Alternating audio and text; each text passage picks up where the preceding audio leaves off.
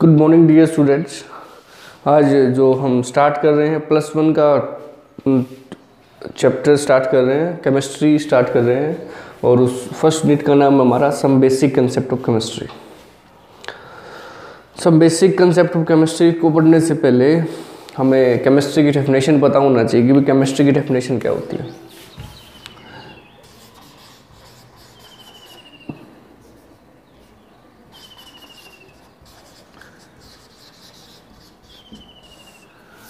Chemistry, that branch of science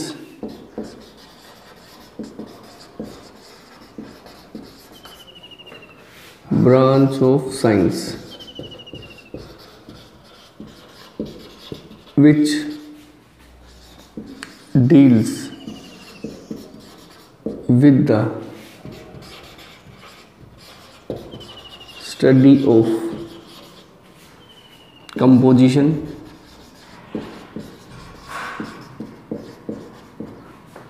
structure and properties of matters। ऐसी science की एक branch जिसमें हम स्टडी करते हैं कंपोजिशन कि भाई वो जो एलिमेंट या कंपाउंड्स हमारे पास बना है उसके वो किस से मिलके बना है, क्या उसकी कंपोजिशन है, उसकी स्ट्रक्चर कैसी है, एंड प्रॉपर्टी ऑफ मैटर्स कि जो मैटर है उसकी क्या क्या प्रॉपर्टी है कि भाई वो केमिकल किस प्रकार से चेंज शो करता है, फिजिकल किस प्रकार से चेंज करता है, ये हम केमिस्ट्री में सीखते हैं। आज का जो हमारा टॉपिक स्टार्ट होगा बेटा वो प्रॉपर्टी मैटर से स्टार्ट होगा कि भाई मैटर क्या है।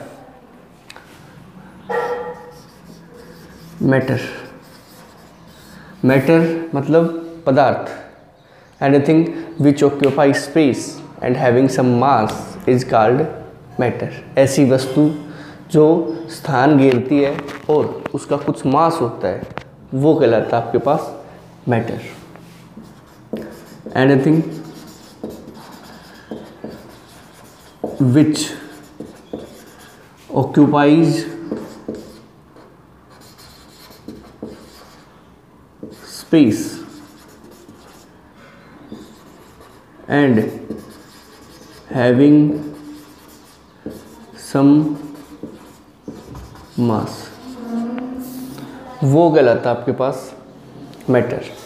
ऐसी वस्तु जो स्थान घेरती है और उसका कुछ मास होता है या जगह घेरती है उसको हम बोलते हैं मैटर। ये जो मार्कर है ये भी क्या है, एक मैटर है। ब्लैक बोर्ड है ये भी क्या एक मैटर है, क्योंकि ये क्या है, इसका कुछ ना कुछ कोई ना कोई मास है और क्या है, कोई ना कोई इसकी क्या है, ये इसने क्या घेरा हुआ है, कोई स्थान घेरा हुआ है। ऐसा ही केस किसमें, मार्कर में। क्या आपकी फीलिंग्स मैटर है, मन में जगह तो घेरती है सर, नहीं वो क्या नहीं है आपके पास, मैटर नहीं है। ठीक है। Anything which occupies space and having some mass is called matter। बेटा मैटर को दो पार्ट्स में डिवाइड किया गया, physical classification and chemical classification. Physical and chemical.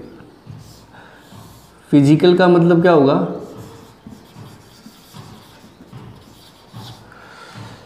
Physical हम उसको देख के बताएं ये किस प्रकार का मैटर है। ठीक है। केमिकल का मतलब उसकी जो प्रॉपर्टी है,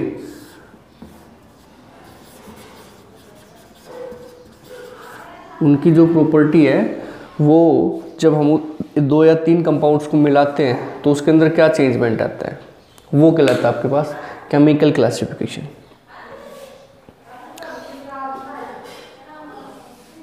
केमिकल क्लासिफिकेशन को बेटा 2 कैटेगरी के अंदर डिवाइड किया। सबसे पहले हम केमिकल क्लासिफिकेशन पढ़ेंगे। Pure substance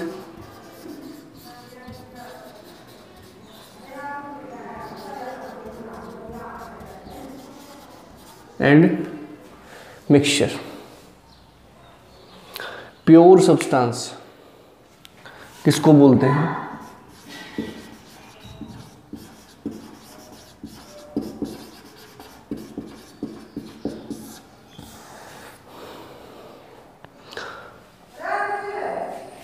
are those, pure substance are those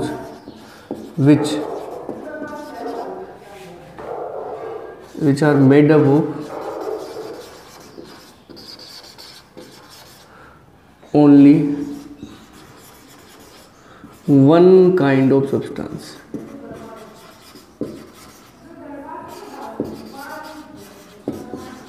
जो एक ही प्रकार के सब्सटेंस से मिलके बने होते हैं वो कहलाते हैं आपके पास बेटा प्योर सब्सटेंस कहलाते हैं। प्योर का मतलब तो समझते हैं आप लोग, ठीक है। इसी प्योर सब्सटेंस को हमने दो कैटेगरी के अंदर डिवाइड किया। First one is element and second one is compound. Elements and compounds. Elements क्या होते हैं?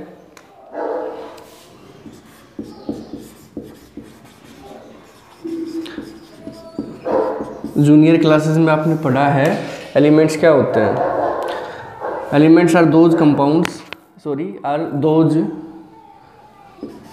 Elements are those which is made up of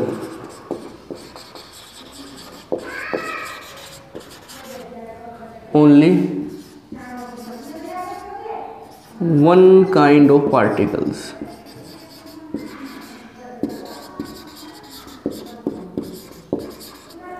जो सिर्फ और सिर्फ एक ही प्रकार के टाइप के पार्टिकल से मिलके बना होता है वो कहलाता है आपके पास एलिमेंट्स कहलाते हैं। दीज पार्टिकल्स, ये जो पार्टिकल्स होते हैं मे बी एटम्स और मॉलिक्यूल्स। ये एटम भी हो सकते हैं और मॉलिक्यूल्स भी हो सकते हैं, वो कहलाते हैं आपके पास एलिमेंट। जैसे आपके पास आयरन होगा, आयरन आपके पास, आयरन का एक इतना सा बड़ा सा टुकड़ा है आपके पास, पीस है, ठीक है। इसके अंदर सिर्फ और सिर्फ आयरन के ही एटम्स मिलेंगे आपको, वो कहलाएगा आपके पास एलिमेंट कहलाएगा। कार्बन ले लो, ठीक है। ये सब क्या है आपके पास एलिमेंट, जो सिर्फ और सिर्फ वन टाइप ऑफ कार्बन से मिलके, वन टाइप ऑफ पार्टिकल से मिलके बने होते हैं। और उन पार्टिकल्स को हम क्या बोल सकते हैं? एटम भी बोल सकते हैं या मॉलिक्यूल्स भी कह सकते हैं। मतलब वो सिर्फ और सिर्फ उसी चीज़ के बने होंगे, वही कहलाएंगे आपके पास एलिमेंट्स कहलाएंगे। ये हमने 10th क्लास में पीरियोडिक क्लासिफिकेशन ऑफ एलिमेंट्स पढ़ा था। उसमें हमने सीखा कि भाई 119 एलिमेंट्स होते हैं, 109 एलिमेंट्स होते हैं। और उसी एलिमेंट्स को हमने 3 कैटेगरी के अंदर डिवाइड किया हुआ है। First one is metal, second one is non metal, third one is metalloids. Metals जो अपने अंदर से इलेक्ट्रिसिटी पास करवाते हैं, they are the good conductor of electricity, is called matter. Is that clear or not? मेटल, जैसे आपके पास क्या होता है मेटल में? आयरन हो गया, कॉपर हो गया, सिल्वर हो गया, गोल्ड हो गया, ये सब क्या है? मेटल है, ठीक है। नॉन मेटल्स जो इससे अपोजिट होते हैं, मतलब जो अपने अंदर से इलेक्ट्रिसिटी पास नहीं करवाते, ठीक है, वो क्या नहीं होते? चमकदार नहीं होते, नॉट लस्टूरियस। या जब हम उसको क्या करते हैं, किसी दूसरी मेटल से टकराते हैं तो वो क्या नहीं करते? आवाज़ नहीं करते, नॉट साइनोसॉर्स। ये सब क्या है तुम्हारे पास? नॉन मेटल्स होते हैं, ठीक है। Is that clear? Non metal कौन कौन से होते हैं आपके पास? You know very well familiar about the non metals. जैसे आपके पास नॉन मेटल में ऑक्सीजन गैस हो गई, नाइट्रोजन,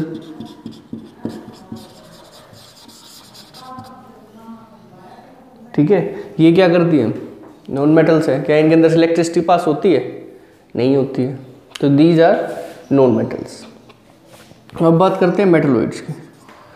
मेटलॉइड्स होते हैं जो दोनों की प्रॉपर्टी शो करते हैं, मेटल की भी प्रॉपर्टी शो करते हैं और नॉन मेटल की भी प्रॉपर्टी शो करते हैं। जैसे आपके पास antimony,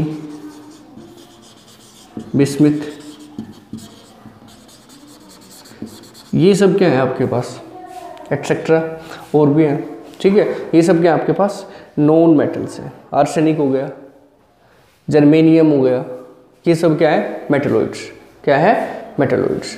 antimony, bismuth, arsenic, silicon, ये आपके पास क्या है, मेटलॉइड्स, जो दोनों की प्रॉपर्टी शो करते हैं। मेटल्स की भी प्रॉपर्टी शो करते हैं और नॉन मेटल्स की भी प्रॉपर्टी शो करते हैं, वो कहलाते हैं आपके पास बेटा मेटलॉइड्स कहलाते हैं। अब बात करेंगे कंपाउंड। कंपाउंड क्या होता है,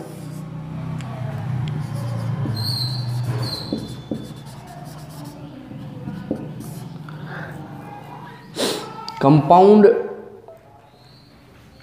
मतलब यौगिक, ठीक है। इंग्लिश में, हिंदी में बोले तो क्या बोलेंगे, यौगिक। कंपाउंड जब हम दो या दो से ज़्यादा एलिमेंट्स को मिलाते हैं, कंबाइन करते हैं, ठीक है, in a fix proportion by the mass, जो उनका जो क्वांटिटी लेंगे वो क्या होनी चाहिए, फिक्स होनी चाहिए, किसकी, मास में। ऐसा नहीं है कि भाई हम, जैसे वाटर बन रहा है आपके पास, ठीक है, वाटर में क्या है कि भाई 1:8 का प्रपोर्शन है मास का, कि भाई दो मॉलिक्यूल्स हम हाइड्रोजन के लेते हैं और एक मॉलिक्यूल्स किसका लेते हैं, हम ऑक्सीजन का लेते हैं, ठीक है, और इनसे कंबाइन होकर क्या बनता है, एक वाटर मॉलिक्यूल्स बनता है, ठीक है। तो जब भी वाटर कहीं पे भी बनेगा, जो इनका रेशियो रहेगा कि 1:8 रहेगा, मास का रेशियो रहेगा, ठीक है, क्योंकि हमें पता है कि हाइड्रोजन का एटॉमिक मास कितना होता है, 1 होता है। 2 हाइड्रोजन है तो कितना होगा, 2। ऑक्सीजन का कितना हो गया, 16, 1:8। ये यूनिवर्स में कहीं पे भी बने, यहाँ पे बने, चांद में बने, ठीक है, जो रेशियो रहेगा हाइड्रोजन का और ऑक्सीजन का 1:8 रहेगा। क्या रहेगा, 1:8 रहेगा। समझ गए बात को, समझे। चाहे आप गंदे नाले का पानी ले लो, चाहे आप ट्यूबवेल का पानी ले लो, कोई सा भी पानी ले लो, इसके अंदर जो रेशियो रहेगा वो क्या रहेगा, फिक्स रहेगा, 1:8 रहेगा। चाहे कोई सा भी कंपाउंड हो, उसका एक रेशियो होता है बाय द मास के साथ, कि भाई ये वाला इसका रेशियो है मास के साथ, वो क्या रहता है, फिक्स रहता है, ठीक है। तो this is about the compound. तो डेफिनेशन लिख देता हूँ मैं, when 2 or more elements combined, जब 2 या 2 से ज़्यादा एलिमेंट्स को कंबाइन करते हैं together in a fixed proportion by mass is called compound। वो आपका बेटा क्या कहलाता है, कंपाउंड कहलाता है। Example, water, NH3, ammonia, etcetera, ये सब किसके एग्जाम्पल है, कंपाउंड के। इसी कंपाउंड को बेटा हमने 2 कैटेगरी के अंदर डिवाइड किया। कंपाउंड को 2 कैटेगरी के अंदर डिवाइड किया, organic and inorganic. Organic and inorganic. Organic compound ऐसे कंपाउंड्स होते हैं जो कार्बन से मिलके बनते हैं, या कार्बन के साथ अदर एटम्स लाइक हाइड्रोजन, या कार्बन कार्बन के साथ, वो कहलाते हैं ऑर्गेनिक कंपाउंड्स। ऑर्गेनिक कंपाउंड्स होते हैं वो हमें, या मैं उसको और डिफाइन करूं, ऑर्गेनिक कंपाउंड हमें लिविंग थिंग्स से मिलते हैं। जो कंपाउंड हमें लिविंग थिंग्स से मिलते हैं वो कहलाते हैं आपके पास ऑर्गेनिक कंपाउंड्स कहलाते हैं। Those compound which are obtained from living things is called organic compounds. जैसे ऑर्गेनिक कंपाउंड्स में आपके पास जो हमें लिविंग थिंग्स से मिलते हैं, जैसे आपके पास एनिमल्स या प्लांट्स से मिलते हैं, वो कहलाते हैं आपके पास ऑर्गेनिक कंपाउंड्स कहलाते हैं। क्या कहलाते हैं? ऑर्गेनिक कंपाउंड्स कहलाते हैं। जैसे आपके पास कोल हो गए, ठीक है, ये सब क्या है तुम्हारे पास? Organic compounds. Inorganic compounds those compound which are obtained from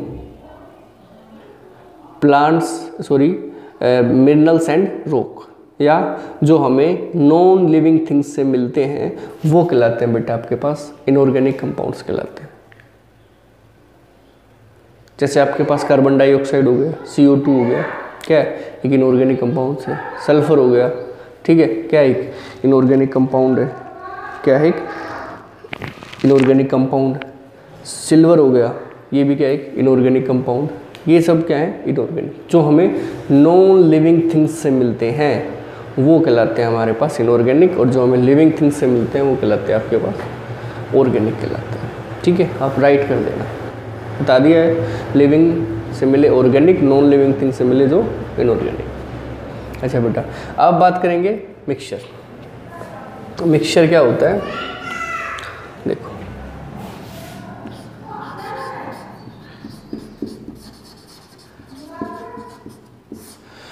mixture देखो, कंपाउंड में क्या था? एक जो प्रपोर्शन था वो क्या था? एक फिक्स था। लेकिन जो मिक्सचर होता है ना, उसमें प्रपोर्शन क्या नहीं होता है? फिक्स नहीं होता है। ठीक है, वो कहलाता है आपके पास मिक्सचर कहलाता है। ठीक है, एक व्हेन 2 और मोर एलिमेंट्स कंबाइन टुगेदर, जब 2 या 2 से ज़्यादा एलिमेंट्स या सब्सटेंस को हम कंबाइन करते हैं इन एनी प्रपोर्शन, किसी भी प्रपोर्शंस में, रेशियो में, व्हेन 2 और more substance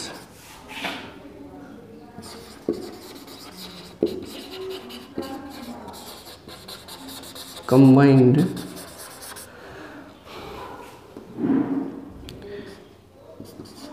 together when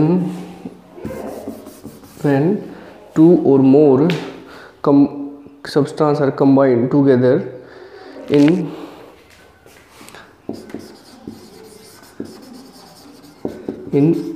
any proportion।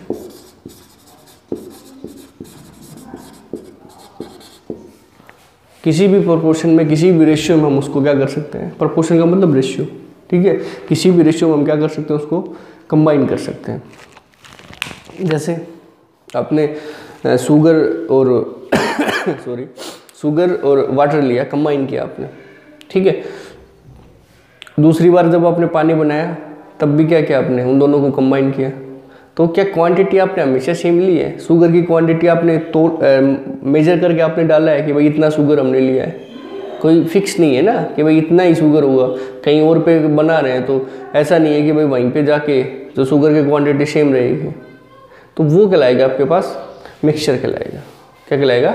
Mixture कहलाएगा। जैसे आपके पास आपने सल्फर लिया एक में, और फिर उसके बाद आपने वाटर लिया और आयरन फिलिंग्स ली, तीनों को कंबाइन कर दिया आपने। ठीक है, कंबाइन करने के बाद देखा कि भाई वो तो हमें दिखाई दे रहे हैं, कंबाइन तो है नहीं, आपने कोई फिक्स क्या नहीं लिया है? प्रपोर्शन नहीं लिया है। वो कहलाएगा आपके पास मिक्सचर कहलाएगा। क्या कहलाएगा? मिक्सचर कहलाएगा।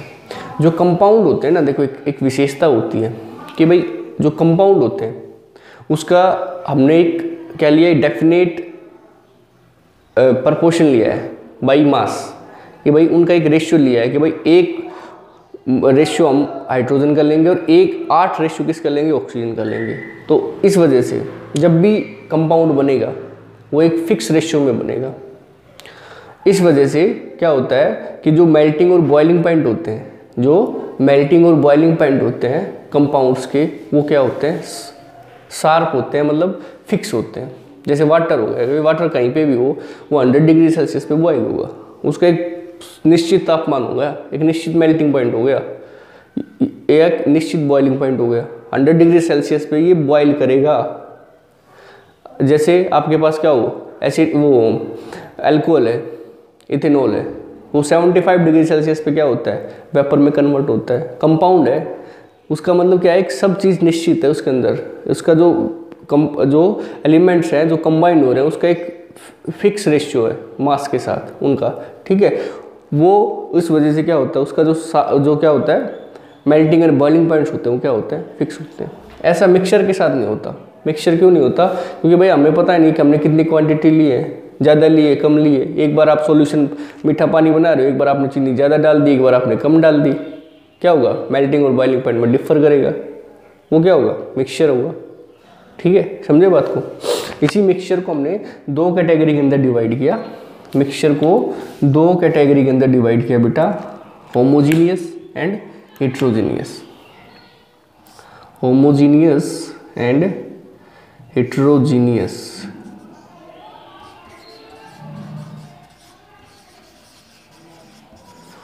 हेट्रोजीनियस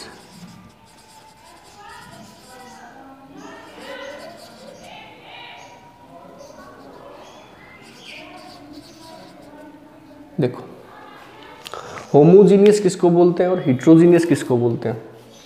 होमो का मतलब सेम, ठीक है, जिसकी जो कंपोजिशन होती है थ्रू आउट द सॉल्यूशन क्या रहती है, सेम रहती है, वो कहलाएगा तुम्हारे पास होमोजीनियस कहलाएगा। हेट्रो मतलब जिसकी जो कंपोजिशन होती है ना वो क्या होती है, फिक्स नहीं होती, यूनिफॉर्म क्या नहीं होती है, पूरी तरह से यूनिफॉर्मली नॉट फिक्स्ड, वो कहलाएगा आपके पास हेट्रोजीनियस। क्या कहलाएगा आपके पास, हेट्रोजीनियस। तो homogeneous, its composition is uniform through out. Definition लिख देते हैं यहाँ पे, homogeneous its composition is fixed. बताता हूँ इसके बारे में, homogeneous its composition is fixed through out. ठीक है, इसकी जो कंपोजिशन होती है वो क्या होती है आपके पास, फिक्स होती है। जैसे आपने शुगर का सॉल्यूशन लिया, NaCl लिया, वाटर के साथ नमक डाला, वाटर के साथ डिजोल्व कर दिया आपने, ये इसके साथ डिजोल्व हो गया। अब ना NaCl वाटर के अंदर दिखाई दे रहा है, नहीं दे रहा, ठीक है। Uniform composition fix through out, ठीक है, या हम बोल सकते हैं its composition is fix through out and, चल पहले इस बात को समझ लो, जो बता रहा हूँ उसको फिर डेफिनेशन लिखते हैं। हमने NaCl और वाटर को क्या कर दिया, कंबाइन कर दिया। यदि हम क्या कर रहे हैं, यहाँ से भी सॉल्यूशन ले रहे हैं, चाहे यहाँ से ले रहे हैं या चाहे यहाँ से ले रहे हैं, कहीं से भी हम क्या करते हैं, इसको निकालते हैं सॉल्यूशन को, ठीक है। इसकी जो कंपोजिशन होती है, मतलब उतना ही क्वांटिटी क्या रहती है इसके अंदर, हमेशा सेम रहती है। ऐसा तो नहीं है कि भाई यहाँ से मीठा कम, यहाँ से NaCl की क्वांटिटी कम है या यहाँ से NaCl की क्वांटिटी ज़्यादा है। इसका यूनिफॉर्म कंपोजिशन का मतलब क्या होगा कि भाई ये वाला है, ये हर जगह पे क्या हो रहा है, मिक्स हो रहा है, पूरी तरह से क्या हो रहा है, मिक्स हो रहा है, ठीक है। वो कहलाएगा आपके पास होमोजीनियस। इस composition is uniformly fixed through out, ठीक है, इज यूनिफॉर्मली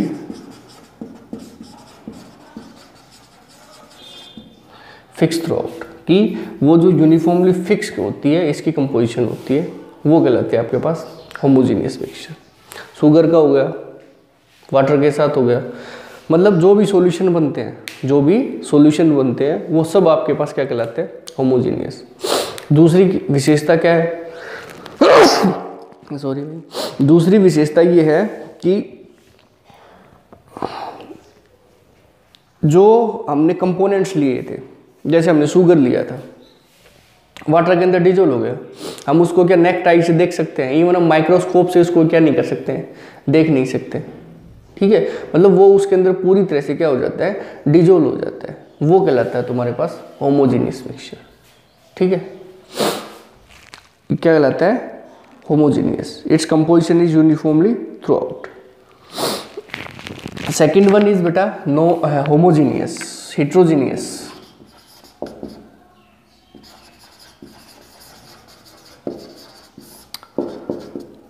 हेट्रोजीनियस में क्या होता है, its composition is not uniformly through out, it composition is not uniformly throughout,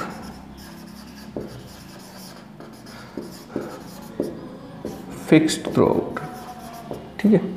इससे रिवर्स हेट्रोजीनियस होगा। जैसे आपके पास क्या है कि भाई आयरन है, प्लस में आपके सल्फर है, प्लस में आपके पास वाटर है, तीनों आपके पास क्या है, आपने एक बीकर के अंदर डाल दिया। अब आपको सेपरेट करने, आपने क्या किया, आयरन को किस प्रकार से कर सकते हैं, चुंबक लिया आपने, मैग्नेट लिया, आयरन को सेपरेट आउट कर लिया, ठीक है। सल्फर भाई कार्बन डाइसल्फाइड के साथ क्या करता है, रिएक्ट करता है, हमने उसके अंदर डिजोल्व कर दिया, सल्फर उसके अंदर डिजोल्व हो गया, समझ गए, ठीक है। या वाटर के स्थान पे यहाँ पे क्या है, सॉरी NaCl है, क्या है, NaCl नमक है। इस NaCl को हमने किसके साथ, किसके अंदर डाल दिया, बच गया जो सॉल्यूशन, उसको हमने किसके साथ ऐड कर दिया, वाटर के साथ ऐड कर दिया।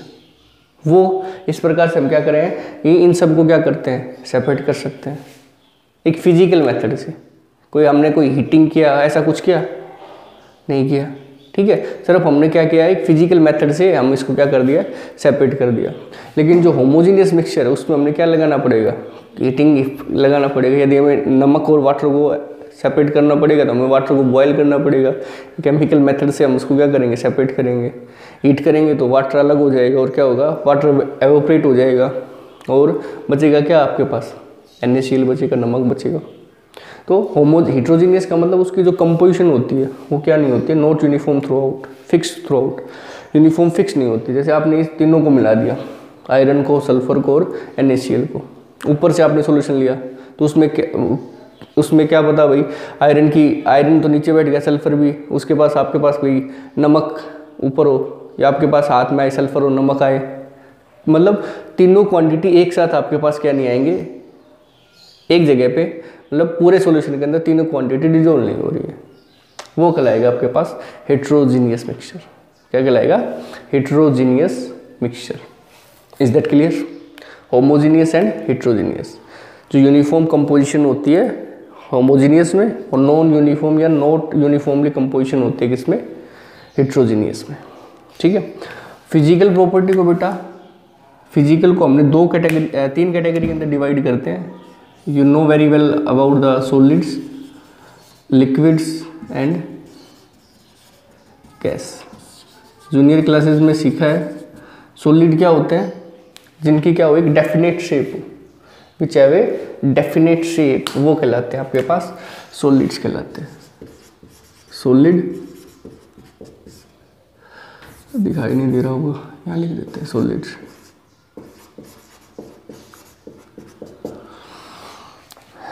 डेफिनेट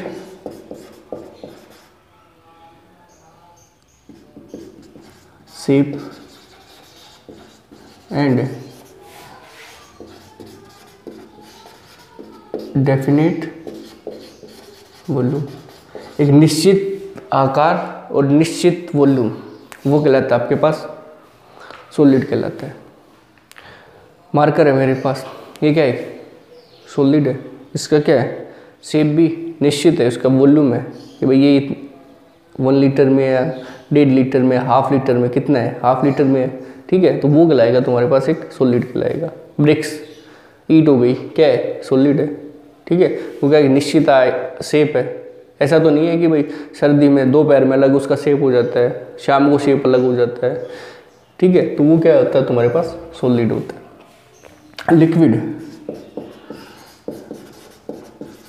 लिक्विड कहलाता है जो डेफिनेट वॉल्यूम,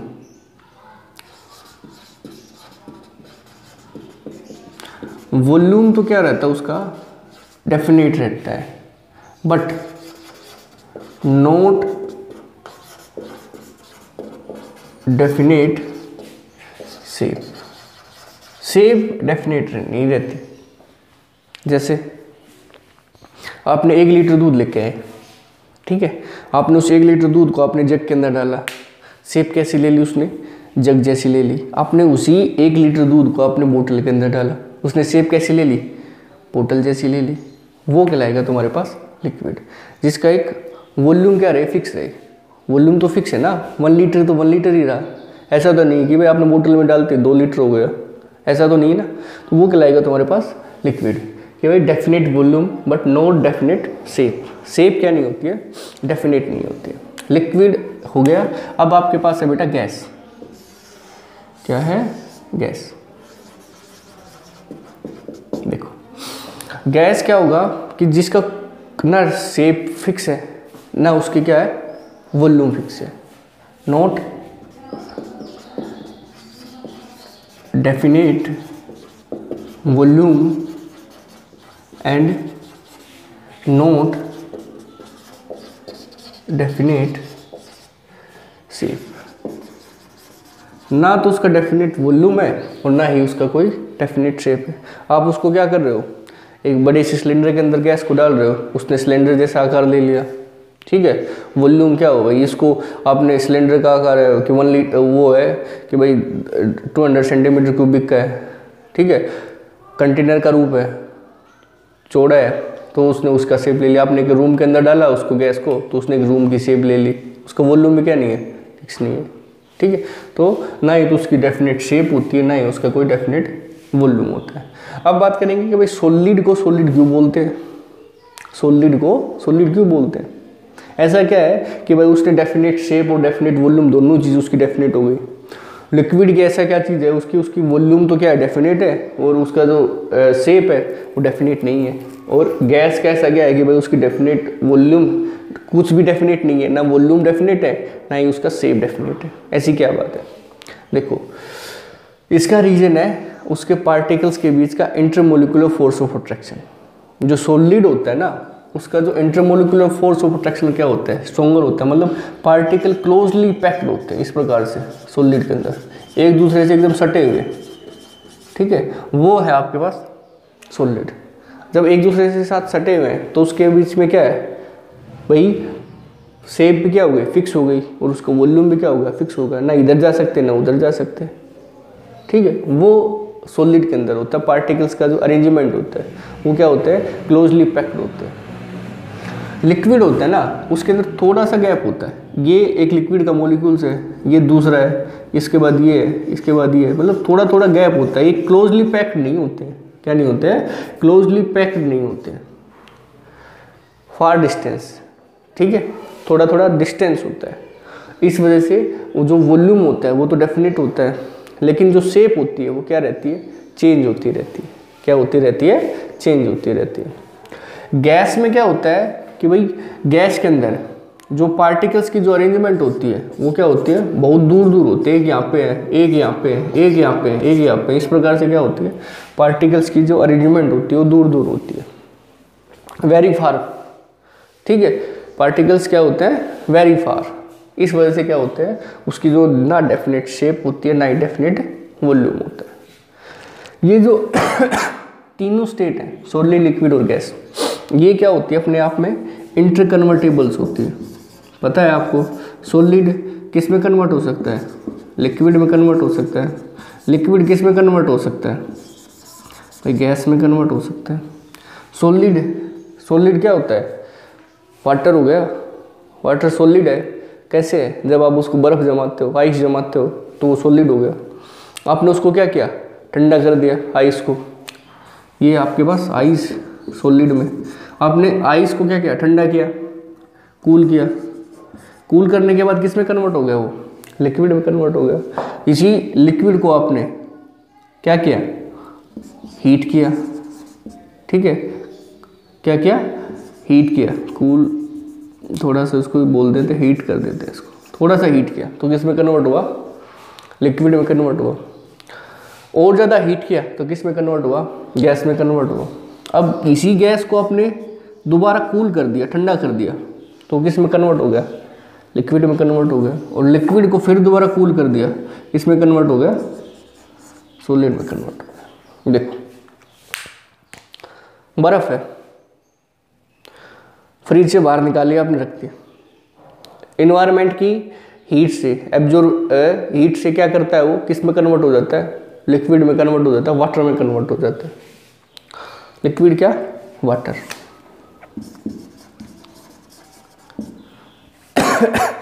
जब वो वाटर में कन्वर्ट हुआ तो आपने उसको क्या कर दिया, बॉयल कर दिया। अब वो किस में कन्वर्ट हो गया, गैस में कन्वर्ट हो गया। किस में कन्वर्ट हो गया, गैस में कन्वर्ट हो गया, हम बोल सकते हैं उसको वेपर फेज में कन्वर्ट हो गया, ठीक है। अब क्या करें, उसी वेपर फेज को हम ठंडा कर दें। जैसे आप कई बार पानी गर्म करते हो या ऊपर कुछ लगा देते हो, ढक्कन लगा देते हो, तो क्या होता है, जब पानी ज़्यादा गर्म हो जाता है तो जो पानी के जो वेपर्स है किस पे चिपक जाते हैं, उस ढक्कन पे चिपक जाते हैं। जब आप उसको ठंडा दूसरे स्थान पर रख देते हो, थोड़ी देर बाद देखते हो कि वो क्या किस में कन्वर्ट हो जाते हैं, पानी में कन्वर्ट हो जाते हैं, ठीक है। तो जब हम उसको ठंडा किया, गैस को या वेपर्स को ठंडा किया, कूल किया, तो किस में कन्वर्ट हो रहे हैं, लिक्विड में, दोबारा पानी में कन्वर्ट हो रहे हैं। उसी वाटर को फिर दोबारा हमने क्या कर दिया, और ठंडा कर दिया, ज़्यादा कूल कर दिया, तो किस में कन्वर्ट हो जाता है, आइस में कन्वर्ट हो जाता है। It's all about the matter, कि मैटर क्या होता है, उसको किस प्रकार से क्लासिफाई करते हैं, एलिमेंट क्या होते हैं, कंपाउंड क्या होते हैं, मिक्सचर क्या होते हैं, प्योर सब्सटेंस क्या होते हैं, और सॉलिड, लिक्विड और गैस क्या होते हैं। Thank you.